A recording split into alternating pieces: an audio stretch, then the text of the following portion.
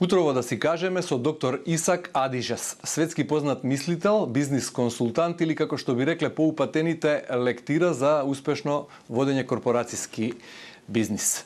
Mr. Adижес, it's a great honor to have you as a guest today. Thank you for this opportunity for the interview.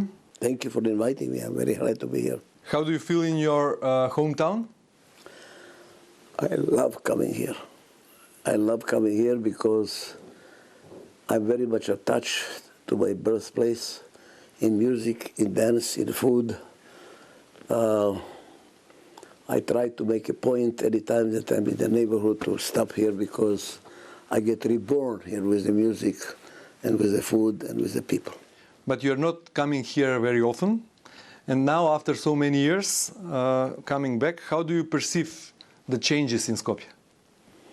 Well, the city is now a modern city with a little bit prepotentious, unbelievable buildings. Looks very modern, very new, and I hope you preserve the bazaar. I hope you didn't destroy everything. Is the city changing in the better or worse? No, for better. It's cleaner, nicer, beautiful boulevards. Any negative impressions about your native? Give me some time. Give me some time. Do you consider yourself as a scientist or as a businessman? Or maybe as a writer? A very good question. It's a combination of the three. Because I'm a writer. I have 26 books translated to 36 languages. And you're still writing? Still. I'm 86 and I'm still writing. I'm going to write a new book now.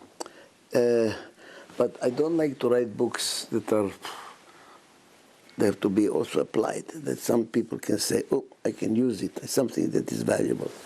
But in order to do that, I write my books by getting my insights, by watching people, by actually doing work with companies, doing work with countries. From that, I get experience. So my books are based on experience, not on research in a laboratory.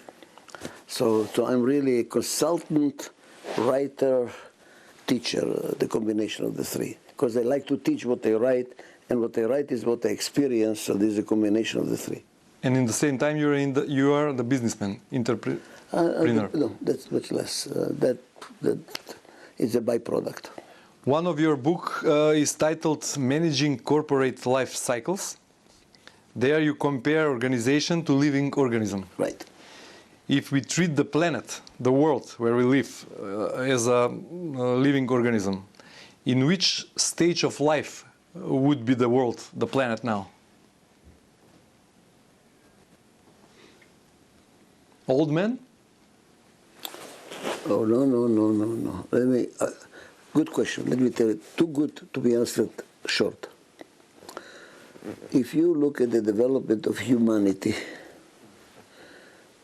when we were chimpanzees, the strongest chimpanzee was the leader. Then we became nomadic society. The strongest hunter was the leader. Then we became an agricultural society. The person with the most cows and sheep was the leader. The common denominator, muscle, possession, strength, which gave birth to colonialism, to take more and more and more land. Then came the Industrial Revolution. The brain came into the game, the brain. You had to plan the budget. Today, we live in what's called the post-industrial, where the brain is the most important. Muscles, we hire the Indians to do the work, the Chinese to do the work. The brain is the most important. The biggest transportation company in the world, for instance, does not have one car, Uber. They have computer data. The biggest hotel in the world has no hotels, Airbnb, computer data. Israel has no physical resources. 63% of Israel is desert. No gasoline, nothing. Brain. Today we live in the brain world, but now the question to answer you, where are we going? Because the brain is being taken now by artificial intelligence. Brain is even stronger. Artificial intelligence is stronger than the brain. Where is the world going? So is the world going in the right direction? I believe that the planet, the world is at the intersection. If we continue with muscles and brain, Nazi Germany was not a fluke in the history of mankind. It was an introduction to the future. Because what was Nazi Germany? All brain, muscle, no heart. If we don't develop the heart, all the planet will Božja mater. So in few words, a little bit more, how do you ascribe this era now, what we live? We are at the front of major transformation of humanity on multiple ways. Women are taking over. We're changing the sexes. Dominance is changing all over the world. I've worked in 52 countries. This is changing. Number two is technology is taking over. We're becoming subject to technology, not masters of technology. So we're in the major transformation, and we might destroy ourselves, or we might come to a totally new world, which is totally based on spirituality. And having on mind all you have passed and many challenges that you faced, are you optimist for the future? Wow, you have two good questions. I'm pessimist, but doesn't mean that I give up. All I'm doing is all over the world, and I'm trying very hard to make a difference. But it's going to be very difficult, because to destroy is easier than to build. To hate is easier than to love. So developing the heart is much more difficult. But I'm pessimist, hopeful pessimist. And through your books, you teach companies how to manage crisis. Yes. Is there a solution for a crisis based on a waging war and threats of using weapons of mass destruction? How to manage this world crisis? If some of the world leaders ask you for advice, what will you tell? I'm going now to Israel because of that. I'm scared that we are in front of a third world war, nuclear war. We are in front of it.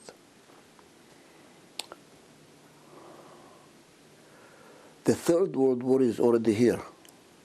Just we don't call it by name, but it's already here. And been going on for quite a while. If you look at this, the war between capitalism and communism broke down in Berlin. Now a new war is being developed between the Muslims and the Christian Jewish. So if you look at it, Afghanistan, go down, Iraq, Kosovo, Bosnia, this is a new world that the Americans are building. But I don't know whether it will hold. And the problem, why I believe the problem will come from Israel, I'm afraid, is because the Jewish people are traumatized people from the Second World War, from the Holocaust. That's why we don't like to talk too much about what happened the 6th of October. You don't see any pictures of 6th of October, what happened. They raped, they killed, they cut people's heads. I mean, they baked babies, baked them in an oven in front of their mother. I mean, terrible things. Nobody knows. Why we don't show it? Because we are traumatized. We can, like a raped woman doesn't like to talk about her rape. Today, a lot of people in Gaza are dying every day. Terrible, terrible. What's going on is, and then the Israelis reacted. They were provoked. It was a provocation intentionally, and now they killed 30,000 Palestinians, and the whole world is against Israel. Now Israel is being surrounded, has no friends. Hezbollah has 2,000 rockets that they can, they're throwing 60, one at a time, just to keep us aware. But if they really start attacking and the West Bank rises, Israel cannot defend itself. We cannot fight it. And I'm afraid, I'm scared Israel is going to use atomic bomb. We have 200 of them. We have 200 bombs. They're going to use atomic bomb. And if they use atomic bomb, you don't know where it's going to end. So there is no space for big optimism. It's not space to be optimistic. It means that this generation of leaders, world leaders, doesn't learn the lesson from the World War II. It is okay. You know why? Because when we are in a religious war, you do not follow common sense. You follow the Bible or the Quran or the Old Testament or the New Testament, and the only way to convince them is to talk to God, to talk to them, but you cannot talk to God. So how do you convince those Messianic Jews or the Hamas who have different agenda? It's not common sense. In common sense you make a deal, but when you're fighting fanaticism. So you're not afraid from Ukraine war than the war on the Middle East? Not maybe from the possible fight between China and United States? China is going to take Taiwan over and America will make a big noise and do nothing. Because America is not ready to fight. And what about Russia and Ukraine? What is your prediction? I know Russia very well. I worked there a lot. I mean, I was on stage with Putin, I consulted to Medvedev, I know the country. I don't think they want to take over Ukraine. I'll tell you why. You cannot fight people. You can fight government. You cannot fight people. That's why the Americans left Afghanistan with a tail between their legs. America could not win Afghanistan. Russia could not win Afghanistan because you cannot fight people. And Putin knows that. You cannot fight all of Ukraine. It will be a disaster for him to fight Ukraine. What he needs to take is the eastern part when the Russians are leaving, and they've been really abused by the Ukrainians, abused. The Ukrainian constitution forbids to teach in that part of Ukraine in Russian language. And they have a brigade of fascists who are attacking them. So he says, enough with this bullshit. And also, I told the Ukrainian government long time ago, when the two players are big and strong, playing ping pong, don't beat the ball. Great advice. I didn't listen, and now they're the ball. And what is the place of Macedonia in these turbulent times? And what should the new government do? What is your advice? It is my dream for Macedonia. My dream. I told that to Branko Crvenkovski 30 years ago. I told to Kirill Ligorov. I told to Nikola Gruevski. Nobody listens. Listen. What is the advice? When you develop something in the business world, look what is unique to you that nobody has. Capitalize on that. Don't try to be like everybody else. Because you don't like anybody else, you don't have a competitive advantage. Okay? What we have special? That you're not developed enough. I paid a lot of money in Mexico, many years ago, to go to the beach south of Cancun, to lie in a, between two trees, they make something, No electricity, no telephone, no television. To run away from civilization, I paid a lot of money. Don't try to be Miami. Don't try to build big hotels. They have better hotels than you. Capitalize on beauty of the country. It should be like a natural reserve of society. Tourism will pay a lot of money to go to see something natural, genuine, not another hamburger, not another pizza, natural. I would free all restaurants that serve national food no taxes. National food. Anybody that dresses national dress, no taxes. Make it Macedonia. Ljudi will pay a lot of money in expensive tourism, not paradise tourism, expensive tourism. That is what I believe in. I believe in really making it an expensive tourist place.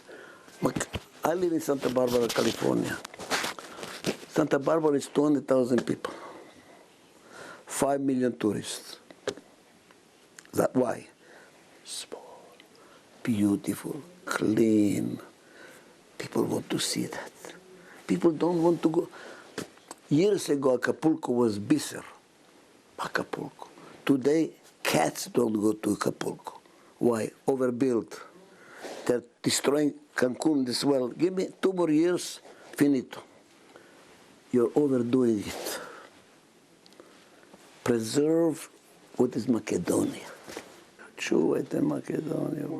You are well known as a musician as well, and you like Macedonian songs. Adore Macedonian songs. Which is your favorite Macedonian song? Oh, Can you sing in some Macedonian words? My favorite is Zaidi, but I cannot sing it. It's too difficult for me to sing it. But the song that I appreciate the most is the song that my mother used to sing. That was her favorite song. You know by name? Sure, you want me to sing it? Yes. Thank you. Okay. Mare, more, mare, zašto belo beliš, a što belo beliš, a sve crno nosiš. Da li tatko žalaš, ili pak stara majka, tugo si go žalam, moj to verno liebe. And he went to war, sent his horse, a na sedlo pismo, a na pismo piše, oženi se mare, ja se oženi sa crnata zemlja. Eto ti. Thank you very much, Mr. Adижес, for this interview.